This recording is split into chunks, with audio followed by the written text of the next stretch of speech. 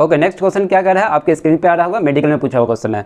कह रहा है एक बुलेट है जिसका मास 10 ग्राम है, उसे एक गन से फायर किया जाता है। जब फायर किया गया तो उसका स्पीड गिवन है, इनिशियल स्पीड 1000 मीटर पर सेकेंड।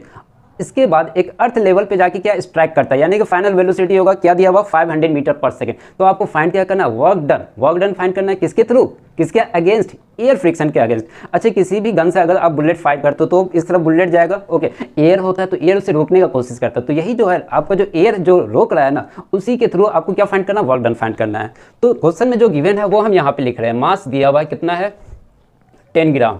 10 ग्राम को केजी में कन्वर्ट करेंगे तो क्या होगा 10 × 10⁻³ kg sorry. Initial speed of bullet दिया हुआ है 1000 मीटर पर सेकेंड। फाइनल स्पीड दिया हुआ है, जब स्ट्राइक करता है तो कितने से स्ट्राइक करता है, 500 मीटर पर सेकेंड से। ओके, इतना ही दिया हुआ है और तो कुछ नहीं दिया हुआ है।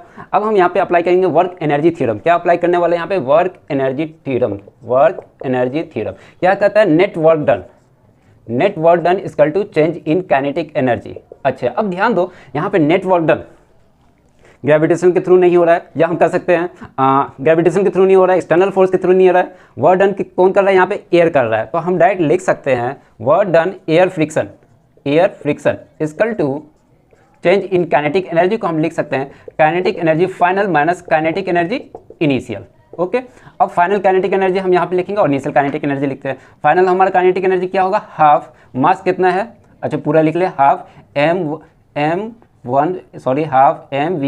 Whole square minus half mu1 whole square. यहाँ पे v1 है। Okay, clear. अब क्या करते हैं, हम यहाँ से हाफ m को कॉमन ले लेते हैं, हाफ m को कॉमन लेते हैं, इससे आसान होगा बनाने में। हाफ m कॉमन ले लिया, अंदर क्या रह गया v1 square minus u1 square. अब सारा वैल्यू यहाँ पे पुट करने जा रहे हैं। हाफ मास का वैल्यू कितना दिया हुआ है 10 × 10⁻³ वेलोसिटी कितना दिया हुआ है इनिशियल, यहाँ पे पहले फाइनल लिखेंगे 500 का होल स्क्वायर, 500 का स्क्वायर माइनस 1000 का स्क्वायर। ओके, अब इसे सॉल्व कर रहे हैं, एकदम सॉल्व कर रहे हैं, यहाँ तक क्लियर। अब देखो हाफ 10 × 10⁻³। ओके, अब क्या करेंगे 500 का स्क्वायर करेंगे तो क्या आएगा, 500 का स्क्वायर करेंगे तो 25 इंटू हम लिख सकते हैं डायरेक्ट यहाँ पे 10⁴। अब किसका करेंगे 1000 का करेंगे तो हम लिख सकते हैं इसको 10⁶।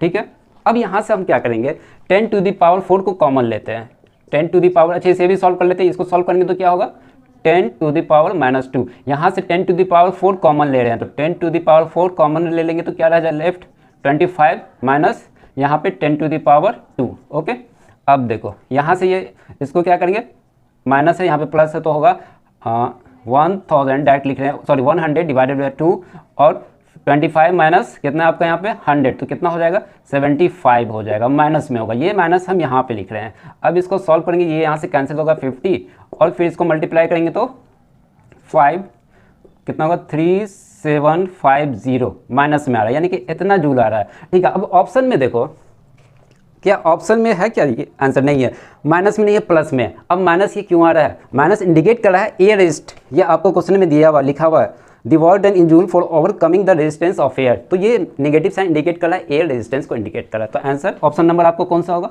ऑप्शन नंबर बी आपका करेक्ट ऑप्शन होगा। ओके,